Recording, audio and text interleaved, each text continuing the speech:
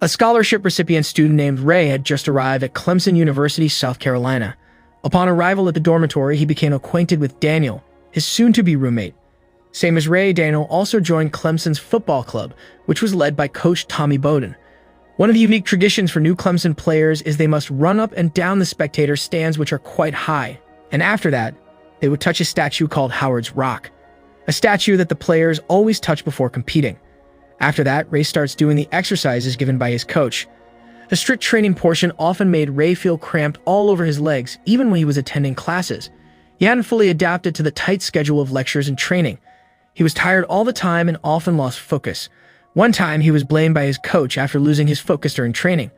While trying to adapt to the cramped schedule, Famer, his little brother, often asked him to immediately get a girlfriend, which really bothered him.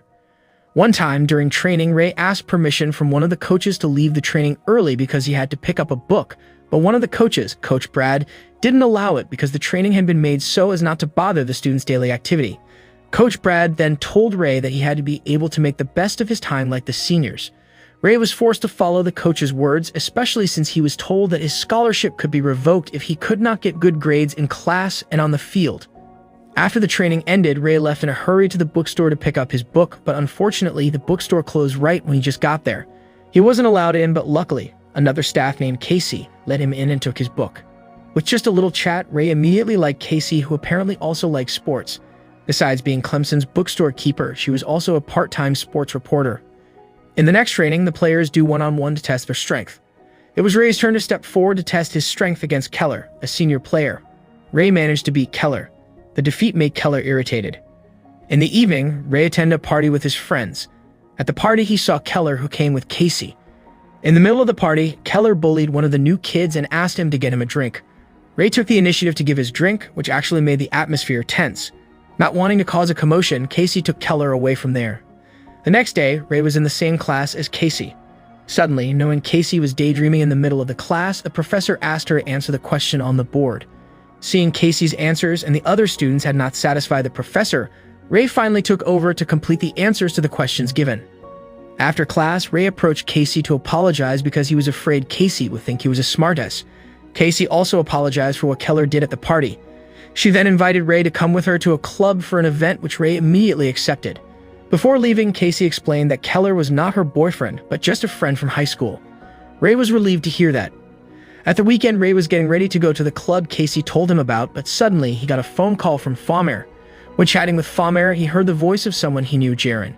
He knew that Jaron was not a good person, so he packed up and went to meet Famer, forgetting his meeting with Casey. Before leaving, Ray told Daniel that he would be back tomorrow before the training session. When Ray arrived at Jaron's place, he immediately took Famer away from there, but then Jaron showed up. Jaron told him that his mother was back in prison because of a drug case and that he should be grateful because he had taken care of Famer, but it seems that Ray couldn't forget their problems in the past.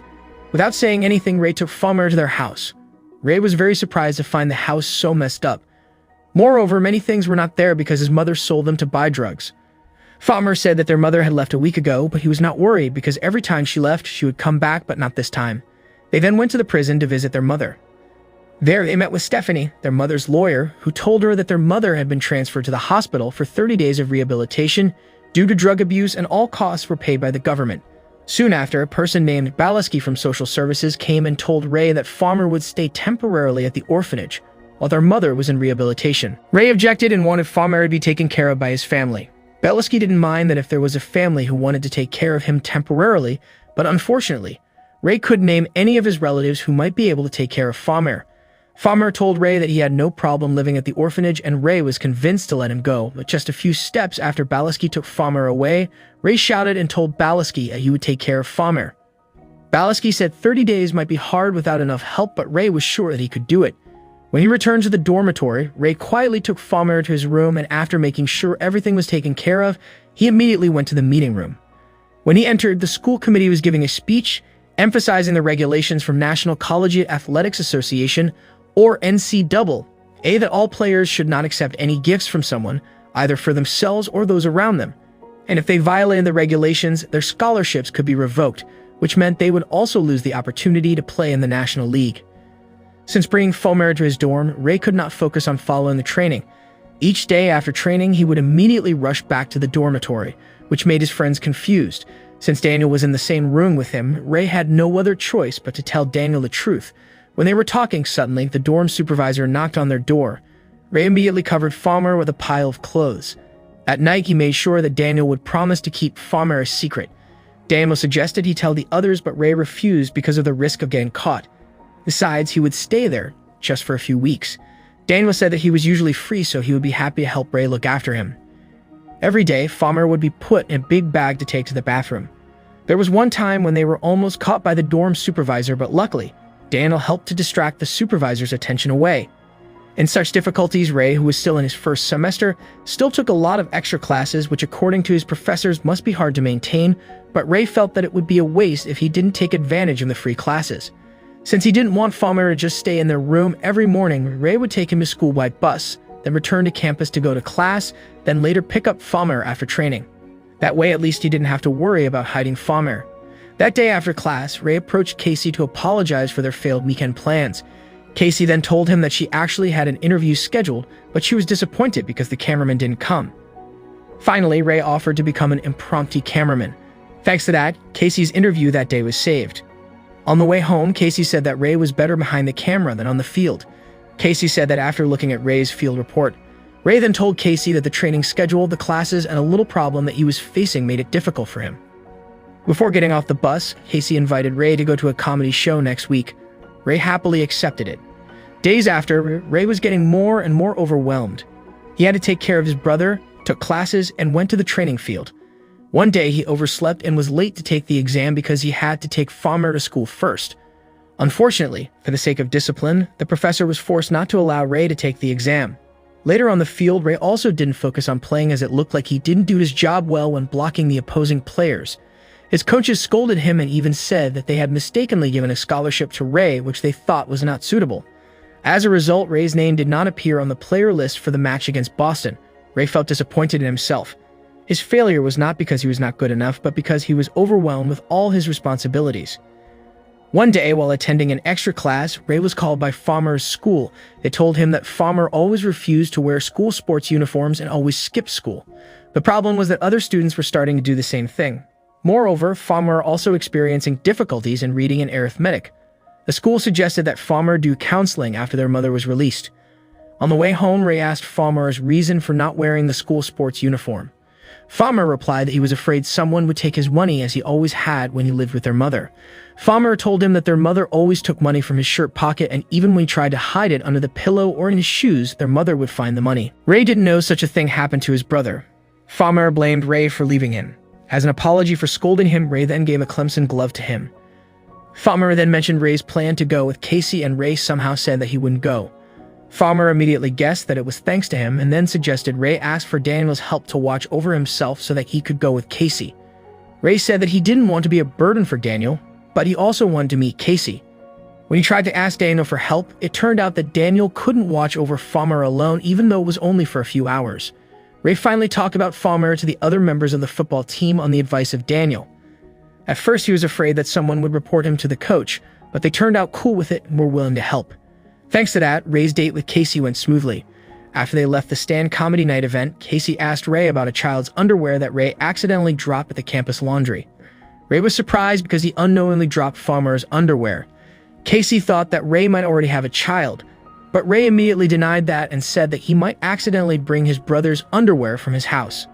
The next day, when Ray was about to go for training, he saw Farmer coming to bring his things that were left behind. Farmer said he wanted to see Ray's training before going home.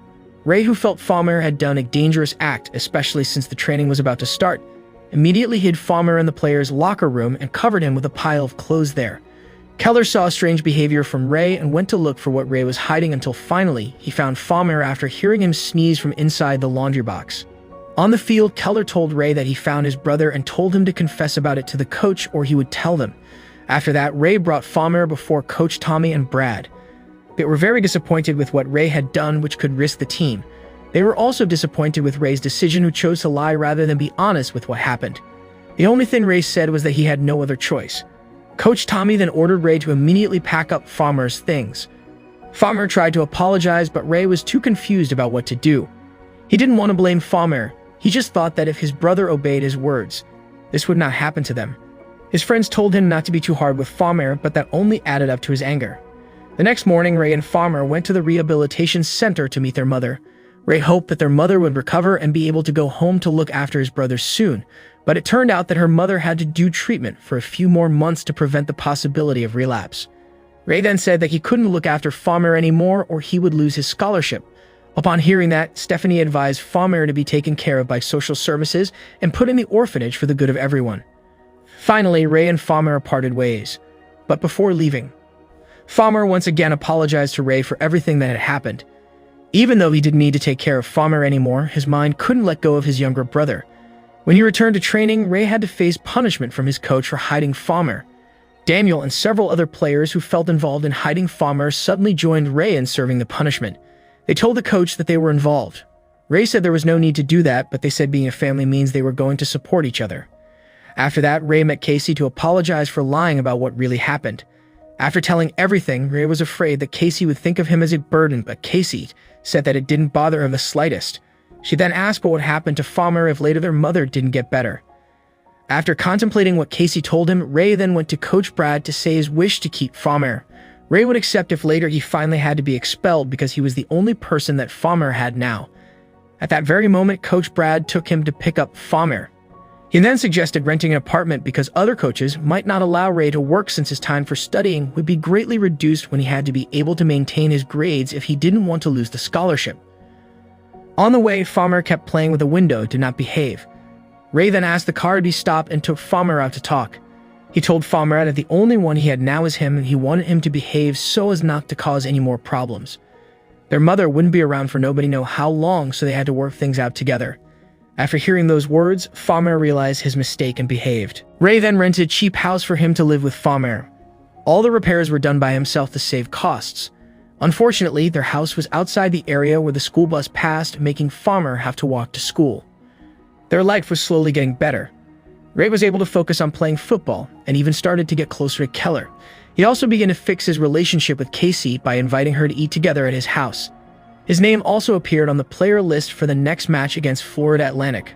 Shortly after, when the team gathered to plan the strategy for the next match by watching the video of Florida Atlantic's latest matches, Farmer, who participated there, managed to find movements that many people did not realize. Ray thought Farmer was making it up and then apologized for his impoliteness.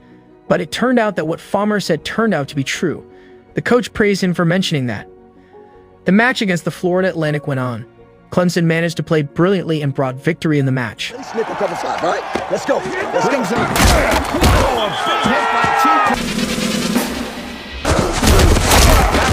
Just did your job. You keep doing that. To the dangerous Clemson offense. Shortly after that day, Farmer had to come to a prom night, but he couldn't dance.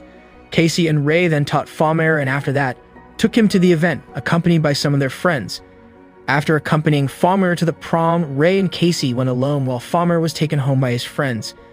Casey was happy that Ray had started to believe in people and accepted his friends' help, though Ray said that he didn't ask for it because he knew he could do all that alone. Casey then proposed an idea to publish a story about Ray's struggle, where he had to manage his time in taking training, classes, and taking care of his younger sibling. She said the story would inspire many people. After thinking about it, Ray decided to share his story. After the story was published, many people were amazed at him and started raising funds for him. Coach Brad and his friends helped him the most. They helped with the house renovation, teaching Farmer how to count, and Coach Brad's wife gave Farmer a ride to school. But sadly, this convenience became a new problem for Ray. The committee summoned him because he was considered to have received personal assistance from many parties. The committee members said that they were only carrying out their duties so that Clemson would not be subject to violations from NCAA. The help was indeed given to Ray and Farmer consensually, but NCAA's rules didn't allow it, so Ray was forced to reject all of it if he wanted to stay in Clemson. Ray said that he couldn't leave Farmer and needed the help, but Coach Tommy and Brad couldn't do anything because NCAA's rule is absolute. Ray said that he would do anything to support Farmer and would fight for him. Outside the building, Ray saw Farmer eating the candy Ray's friend gave him and immediately took it while telling him that the food was paid for by the school and he couldn't accept that. He then said that he would change the NCAA's rules so that Farmer could stay with him and told his friends to stop giving help in any form. Ray really hoped that Farmer could understand and be more careful when accepting something. Since then, Ray had to do everything himself again. Farmer also started walking again to school. Even when it's raining heavily, he couldn't accept a ride. Coach Brad met the committee to give a support letter for Ray from the alumni and professors of Clemson. He said helping Ray would make a difference between Clemson and the other campuses, but the committee said that the permission would be finished within a week. Nobody ever forced Ray to take care of his brother, and it was too risky to give exceptions even for one single player. Coach Brad then told Ray that the committee forced Ray to choose between his future and taking care of his brother. One night, Ray woke up from his sleep and found a letter from Farmer, who ran away from home. Helped by Casey and his friends, he then went to look for Farmer and finally managed to find him at a family restaurant. Farmer said that he didn't want to be the reason Ray left Clemson. Ray had promised that he would always be there for him. He told Farmer that everything would be fine. The next day, Ray went to his mother and asked his mother to transfer Farmer's custody to him. His mother refused and said that she would be fine in no time, but Ray couldn't wait any longer. He wasn't sure how long he had to wait for his mother, while Farmer really needed someone to look after him. Ray was sure he could do it. Even though it was hard, his mother agreed to transfer Farmer's custody. Ray then asked his mother to hug him. His mother then apologized for letting him experience all that burden. At home, when he was writing a speech for the trial in the NCAA, Coach Tommy came to tell that Coach Brad had discussed the matter with the committee, and the committee said that NCAA would not give permission, so he didn't think Ray needed to do the trial, but Ray didn't give up and would continue the process until he heard his own request was rejected. His unyielding attitude made Coach Tommy admire him. The next day, Ray and Farmer came to the NCAA office, followed by all members of Clemson's football team, the coaches, Casey, and some other people who supported him. There, Ray told about his never-complete family. He and his brother, who grew up together in difficult circumstances, made him think he could live alone. The people in Clemson made him realize that he was not right. He was given another chance to have a family. They would definitely continue to help if he didn't forbid them. Clemson allowed him to change his life and taught him to open his heart to accept help. He never even intended to cause any problem to Clemson by receiving those help.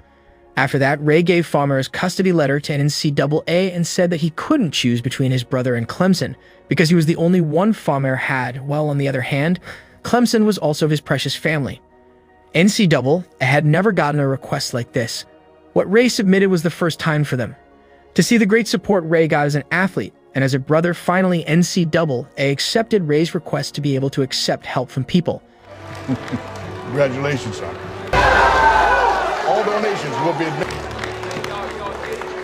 Any financial assistance for Farmer could be provided with a trusteeship. Transportation allowance would be allowed, and supervision after school was also allowed. Everyone was very happy and touched by Ray's struggle. Short story: before entering the field to play the match, Coach Tommy gave a little speech and then called Farmer to give him a uniform. Farmer then led the whole team entering the field, accompanied by support from their supporters.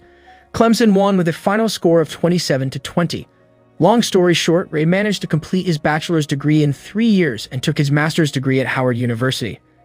Ray was active in the local community, inspiring other young people. His mother also had finished her rehabilitation and lived with both Ray and Farmer.